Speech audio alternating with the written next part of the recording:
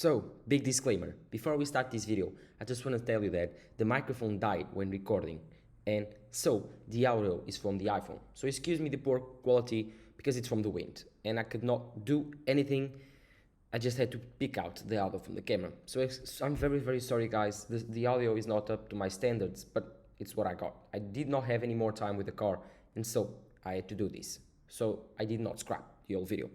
So at least if you want to watch the rest of this video, enjoy it. Hey, what's up guys, Stakesummer talking to you here, and today I will review something bigger than usual. As you can see, I have the Jaguar I Pace. It's one of the most sold EVs on the planet right now. It's Jaguar's one and only EV. And yes, there's a lot of talk about EVs nowadays, and so I decided to review the Jaguar I Pace. This is the 2022 version, and so in this review I will tell you if it's worth it to buy the Jaguar I Pace in 2022. As you can see here, this Jaguar is on a metallic grey color, and it has the black trim wheels and the black pack, so all of the chromium stuff is on black. So it's a very cool car, very cool spec. I think this car looks very good in this spec. As you can see here, like, the car has these swooping lights and it's an SUV, so it's very easy to confuse this car with a very big and bulky SUV, but it's not. This car is actually very sporty, and it feels sporty when driving it. So it's actually way sportier than the Audi e-tron, which is the cousin of this car. This car is built on the same platform as the Audi e-tron, but it's way more sporty than that car. It has a 400 horsepower twin motor system, and it has an 89 kilowatt battery, just like the Audi e-tron. This system produces around 400 to 450 kilometers of range. So this is a very cool car. It's not the best, not the newest, it's not the shiniest. It was one of the newest and first cars to come out to the EV market, and Jaguar was one of the first brands to go almost all electric. Right now they have 3 models non-electric and 1 model full electric. So this is a very cool car, and let's take a look at these sweeping lights and the design, shall we? Because I think that in this car it's very important to focus on the design. It's a very unique car that is not based on anything. It was one of the first EVs built just for being an EV. So before we get started this video, do not forget to leave a like, subscribe. If you want more content on cars and EVs in general, let me know in the comments down below. And no further ado, roll the intro.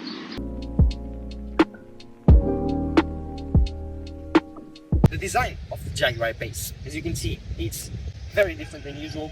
It's more like of the Jaguar F-Pace, but it has this swooping line, as you can see here. And with this, it's a more aerodynamic and more sportier SUV than usual, but it loses some things in the interior. But then we'll take a look on the interior later. For now, let's take a look at some design trends on this car. Let's go for the front first, and as you can see here, we have this grille. This grille here, it's a fake grille, like there's no air passing through. It doesn't like any air to pass through. You have the Jaguar symbol here, and you have the front trunk, or the front as you want to call it. You have some air entrances here, which are real. They let the air come through from here, from the back. Those are real, and the battery cools down from this system here. So there's some cooling coming out from here, but from the rest is a very peculiar front of the car. It's very beautiful. In my opinion, I think it's the best part of this car, is the front. It works very well, and of course, it's a Jaguar.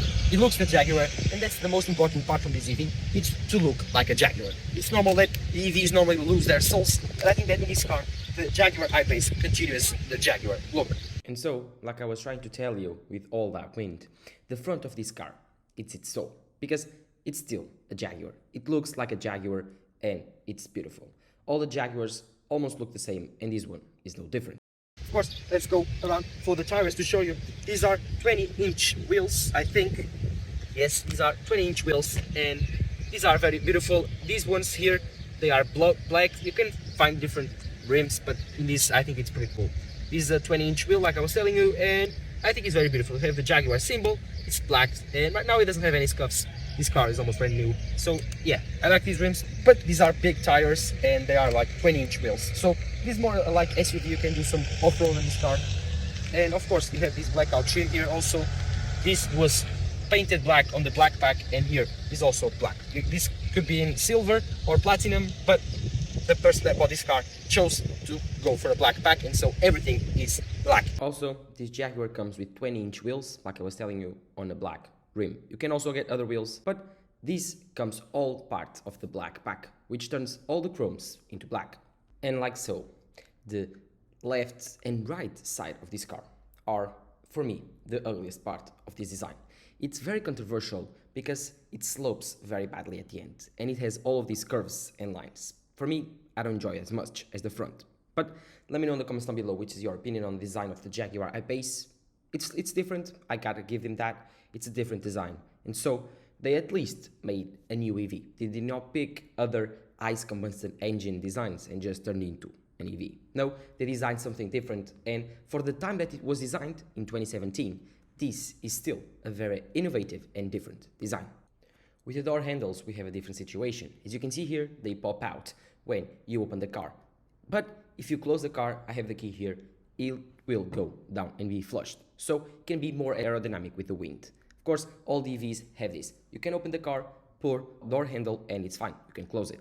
This is a very effective system when fighting aerodynamics, and almost all the EVs have it, because if you close the car, it will be flushed. Of course, then we go back, we go for the wheel. This car sits higher on the back than on the front. You have a higher suspension on the back than on the front, and so it gives you this inclined sensation. The wheels on the back are actually bigger, I think, than the wheels on the front. I'm not sure, but if they are not, they are 20-inch wheels. As you can see here, the suspension is actually quite high. The road rides pretty high. Why? Because there's two options on this car. The first gives you the option to go for a pneumatic system, which you can raise and lower the suspension. This one doesn't have that feature, but also it has a suspension very high, so it can go off-roading. This car is so modes from off-roading. I will show you when we get into the car. But now, let's go into the back, which is actually one of my favorite parts of the car also. The front and the back. The sides are not big of a fan of, and so, as you can see here, this back, it's very beautiful. Everything is painted black, part of the black pack, and it's very aggressive.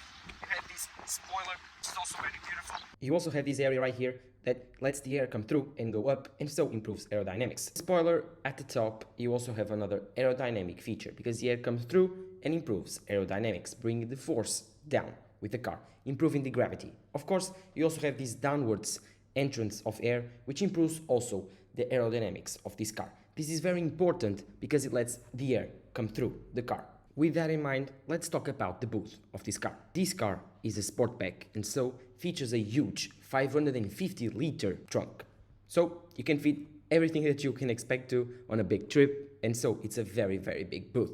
It also has this space downwards, the trunk, so you can put your stuff like cables or tools, I don't know. But this trunk is huge, 550 liters to be more precise. This car also features automatic trunk, so it closes and opens automatic on a pinch of a button, so it's very convenient. Let's continue now to the other side of the car, which is pretty much the same as the other one. And so, if you go from here to the right side of me, please, and you will see that you have two more rims and the handles. As you can see, it's not that much taller than me. Actually, it's smaller than me. I'm 1 meter and 70 centimeters, so I'm about 5'7", and this car is shorter than me. So inside you don't have much headroom, but of course it's actually very, very large in terms of the axles of the wheels. Why? Because it gives you more space inside. As you can see, the wheels are almost on the two sides of the car, so you almost have no space for combustion engine. But this car doesn't have one, so it doesn't need it. Of course, these windshields, they go inwards, and of course you have the charging port. Like if you open this, you can open the charging port, and you have the normal CCS port and the fast charging port here. So you can charge this car, like I was telling you, while driving at 100 kilowatts at maximum speed when you are on a fast charger. It only gives you 100 kilowatts, so it's about 1 hour to charge the full 89 kilowatts battery on this car. More specs on this car. Of course, it has the Jaguar LED technologies on the lights. They work very well. They have automatic beams. They are very strong, and of course they work very well. Another entrance for the air, and then the grille again. Like I was showing you, I showed you before. You have also a front trunk. This front trunk works like it's supposed to. It's very small. Like some electric cars don't have a front trunk. This one has one. But if you come closer, please, you can see that this front trunk has a lot of space. Come and see this because it's very big. Look, it's very big. No, it's not. It's actually very small. You only can put charging cables, and even so, putting the charging cables they almost don't fit. So it doesn't make any sense. The water replacing fluids, but everything else, you don't have any combustion engine, so you don't need to do anything more. You close the front trunk. And like most EV cars, this one features a front trunk. You can open it on a key and also inside the car. You can latch on this little space behind the front trunk and you can open it. This is quite a small front trunk. It can only fit your charging cables, not like other EVs like Teslas or even better EVs that have more space here, and like the Lucid Air or something. This EV has a very small space. You can only fit your cables and it's not a very efficient space to use. Of course, to close it, this is not automatic, you have to push it down, unlike the trunk. At the front, we also have the charging connector. The charging connector of this car supports 100 kilowatts per hour, so it takes around 1 hour to charge the full battery of this car. You have the 11 kilowatts pin is a CES pin, and if you remove this rubber, you will have the second part of this connector, so you can charge at 100 kilowatts per hour, a DC fast charger. And that's it for the design. You also have another entrance for the air to come and cool the battery when it comes down, and it brings some downforce for the car, so it's more stable on the road. This car is actually very stable when driving because of the battery packs being down below of the car, makes it very, very stable. You have a camera here for the front camera. You also have cameras on the side and you have cameras on the back, so it creates this 3D view that I will show you later on the inside of the car. Of course, like I was telling you, this is one of my favorite electric EV designs for SUVs. I don't like the current SUV design landscape, let's say that. The e-tron is very boring. I drove those like are very big, too heavy. I only like the Tesla Model Y look a bit. I drove it, it's fast, it's very hard, very sporty suspension, doesn't attract me. And this car, I think it's a very good balance between being very sporty but also being very comfortable, in my opinion. The design is good. I've seen some specs where the design is not that great, so I think this is almost a perfect spec. And the person that bought this car, I think got it very, very well on the spec that he thought to. So let's get inside and let me show you some stuff, shall we? Because I think that this car will be a very big surprise when you go inside.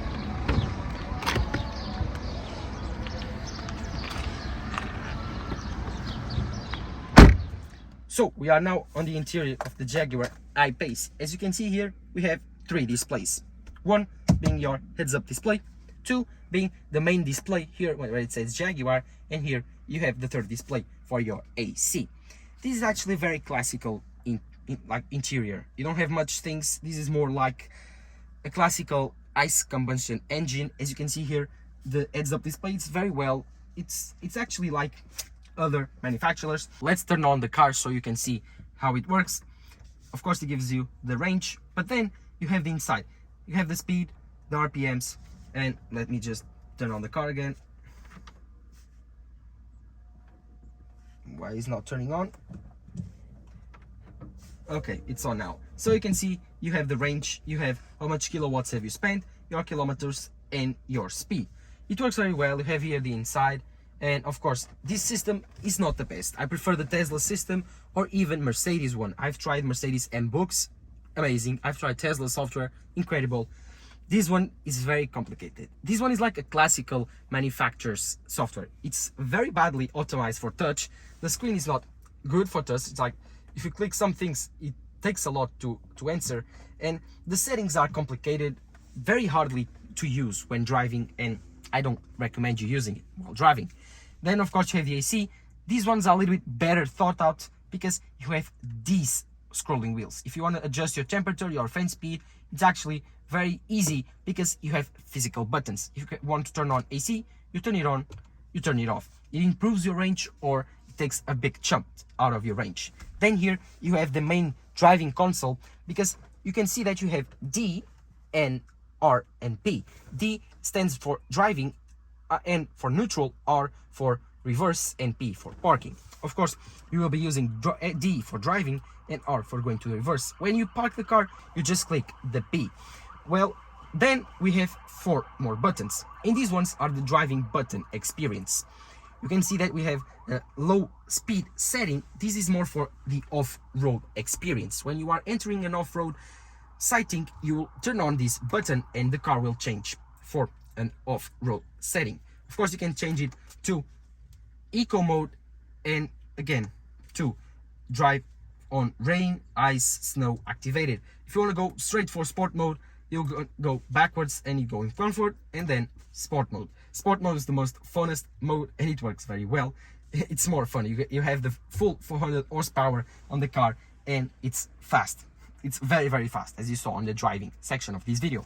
Then surely we have the traction off control on this car. As you know, this car is a 4x4 car, and so it drives very well on very snowy roads, on very rainful roads or very dirtful roads. But then when you want to do some very cool stuff like some donuts or even try to spin off this car on a track, it's very hard. So you turn off this traction control mode and it's easier than ever. Of course, as you know, this has two motors, so you can turn off one and it will turn off traction control on this car. And of course, then you have a glove box here. As you can see, it's not that big. You put some stuff and it gives you some space. But rather than that, in terms of space, this car, I think it has a ton. You have all of this space around here, and here on the back, you also have some space to put some stuff. You have also some space to put your keys. Here, it's like a key slot. It's not the best. You have another key slot here and your cup holders. And finally, I think you can put your smartphone here or your key. It works well. And finally, you have this big space here. This is very, very deep. Like, this is deep, you can see. And if I close this down, it's your armrest. And I think that's it in terms of space. Oh, you also have these slide spots where you can put your things. Those are very, very big. You can put like very big bottles of water there and they occupy the space well. Let me see if I have something big here to show you how big those are. These are some glasses holders, and if you put one here, you can see you can put 3 or 4 of those. So it's actually very big. You can put probably a half a liter to a liter bottle there. So they are big, and this interior has a lot of space like older IVs. This quality of construction is not the best. It's like it's solid in some spaces, but another they has this black plastic, this piano black, which scratches very easily. In time it will be very scratched, and the interior feels solid, but at the end of the day, it's not a Mercedes, it's not a BMW, it's a Jaguar. So it's out of 10, a 6. Better than a Tesla? Sure, if you prefer more of a less minimalistic look. Is it better in terms of trim quality? I don't think so. Is it better than a Mercedes or an Audi? Of course not. Those completely destroy this car in terms of interior quality and luxury. So if you do like this interior, then have fun with it. Some people like it because it's more classical, more normal looking, not less minimalistic than other cars, and of course not as expensive as a Mercedes or an Audi interior. I forgot to mention that in this Jaguar I Pace, there's CarPlay. There's wireless CarPlay available. Yes, you can have wireless CarPlay here and it works amazingly well. Let's drive the car, shall we? The Jaguar I Pace rolls pretty well. It has around 400 horsepower produced by 2 motors, one in the front, one in the back, and so it has 4-wheel steering. It's a very stable car, although it's a little bit heavy. It's an SUV, so I mean you can expect a pretty well driving car. By the way, this car is how might I say, like, really fast.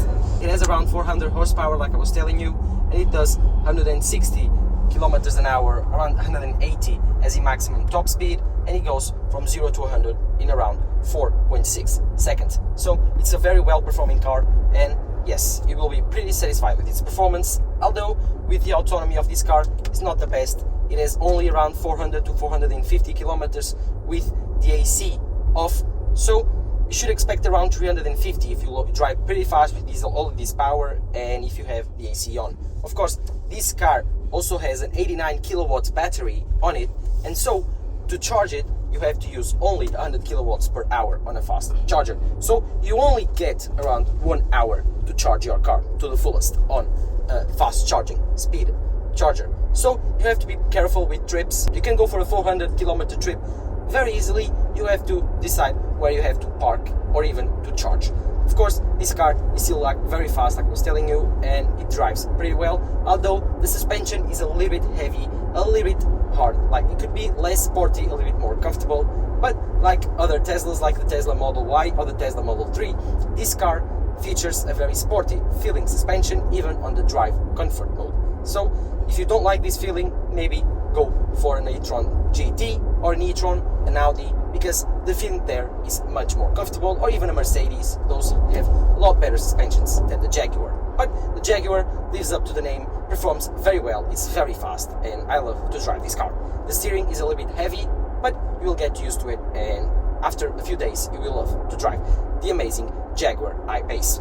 One thing that I forgot to mention was the system of regenerative braking. This car does not feature the same system as the Mercedes EQS and EQE. That system sucks, let me tell you. I've drove those two cars and the system sucks. The brake goes with it when you let go the gas. In this car, it's not the case. It just drives like a Tesla or any other electric car. It has braking by wire, so when you release the brake pad and the acceleration pad, the car simply just stops very slowly. If you have low regenerative braking, if you have high, strong, it will, of course, stop faster and recharge even better. This system is amazing and it works very well. It's very fluid when you transition between braking and regenerative braking, and the brake works very well. I don't like the Mercedes EQS system, which is more of a friction system, so when you release your gas pad, the brake simply goes with your stopping. It's very weird and you feel the brake very loose. I don't like that. Mercedes improved that. So in the Jaguar I Pace you don't have to worry with any of those problems. The regenerative braking here works very well and simply one of the best in the business that I've already tried. In terms of upgrades on the configurator, I think you don't have much more than this. This car also has some self-driving features, like in this button here. I don't have that option on this car, but it can drive yourself, keep yourself in lane, and it can warn you if you are going out of your lane. That's it. It also has cruise control and adaptive cruise control if you want to pay for that. And you have the window rollers right here. You can roll down the windows. They roll down all the way. And of course you have the lock and unlock buttons. You can unlock the front trunk or the front, and you can unlock the back trunk here and put your car on park here also. And I think that's it. Like, you can also put your, oh, this is something new I need to know. You can put your car on park here, take it off and take it on. As you saw, parked, and now it's parked. So it works very well. I think that this car has a pretty cool interior, and at the end of the day, I think that's what's most important, because if a car doesn't have a good interior, you won't feel well inside of it. And so I think that, in my opinion, the interior is more important than the exterior. But let me know in the comments down below what you think of the interior of the Jaguar I Pace. So let's get on the back and show you how much space you have for the passenger seats. And I think that's it for the interior. Let's go into the back and show you how much space you have. For starters, I'm 5'7", so I'm short. Don't take any of my advice in terms of height, or at least don't use me as a reference for your height on this car, because I'm very short and I will fit pretty well on almost every car. I won't have any trouble in taking on space. But in terms of legroom, with my sitting position, you have a lot. As you can see here, you have a lot of legroom for your knees. That position is for me. I'm 5'7", like I was telling you. If you are 6'2", it will be probably closer to your knees. In terms of headroom, you actually have some headroom just because you have this glass on top of the car. I want to call my cameraman to come up on me and try to show you how this glass works. Like, you have this big glass on the back, and it gives you way more headroom because it cuts the ceiling off. And so, like a Tesla, you have this big immersive glass on the top of the car, which allows you to see the sky. At night is beautiful. And one thing that's very important is glass. It's dark, so it doesn't get very hot on the car when you are sitting on it. Other than that, it's a normal 5-seater. You have a lot of space. One thing that you have though is this space here, which is a problem in electric cars which have the battery down here, where you have a lot of space between your legs and the sitting position, because you have your feet higher up than usual, and you start to get into a very uncomfortable position after a few hours. But for a quick 30-minute to 40-minute drive, it's okay, it's just fine. You also have two USB-C ports here and a 12-volt socket, and that's it. I think that this car is very simple. It has this net here for you to put stuff. So on the seat of the middle, let's get onto it to show you how good it is. It's actually comfortable. Not every other EV has a very comfortable middle seat because you don't have a big tunnel down here for the axle or even for the gear clutch. But this one actually has a slight bump. I don't know why, but it has one. In terms of space, I mean, it's not troublesome, but I wouldn't put 5 adults here. I'm 5'7" and I'm feeling quite tight on this interior. Well, I think that it's almost everything that I can show you. I think you can access the trunk from here. You have this space here for you to put two cup holders, and I think that you can access the space on the back. Let me see if you have some latch here. I don't think this car has that option, so you can't. I thought I've seen in other videos you can, but in this car I'm not seeing the option, so you probably can't. You can fold your seats down here. I won't do it. And you also have this kids latch here, so you can take it off and put your ISOFIX baby cards here. And you can lose these caps, so be careful, they are not tight in. After you're taking off, you have to put them again. And I think that's it. The materials are not bad and actually very, very good quality here, but here it's not that much. So it's a pretty average interior for a car of this price. And let's get out of this car to talk about prices and to finish this review, shall we? In terms of the sound system of this car, we have the Meridian sound system, classical from Range Rover and Land Rover, and of course the Jaguar brand. All of those belong to the same group, and so you have this Meridian sound system. It works well, it's good. It's not the best sound system ever on a car. It's better than your average sound system on a nice car. Is it good? Yes, it comes on the package of this car. You will not find it's bad, but it won't be something that will blow you out of the water. So let's talk about prices of this car, shall we? This car starts for your average consumer around 82,000 euros. It's very expensive. Yes guys, this car is very expensive, but I think in the States you can get it a little bit cheaper, around the 70,000 mark. But nowadays, with Tesla Model Y starting at $60,000, does it make sense to buy the Jaguar I Pace in 2022? A car which only has around 400 kilometers of range. It has 400 horsepower and it sits 5 people. An SUV, good looking, comfortable, but is it worth it to buy this car in 2022? Well, I don't think so. I don't think that the Jaguar I Pace is worth to buy in 2022. Simply the fact that you have the Tesla Model Y that costs you around $60,000 now, and you have more range, a little bit less power, but more range. You have better software, and it's not as good looking, in my opinion. It's not as well built on the inside, but it's better in terms of every other metric system.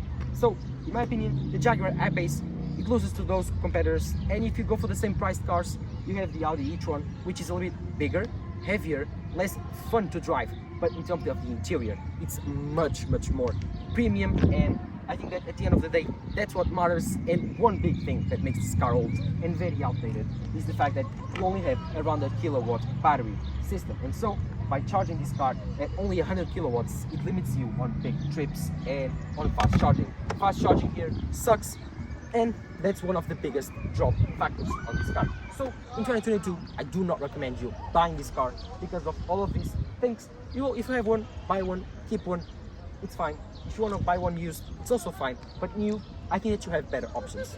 Buy this car if you only have one option, which is this car, or if you really like the look of this car. If you don't, then at the end of the day, I recommend you going for the Tesla Model Y, Audi e-tron, or even other SUVs or cars like the Volvo X40, which is the new recharged Volvo. It's very beautiful.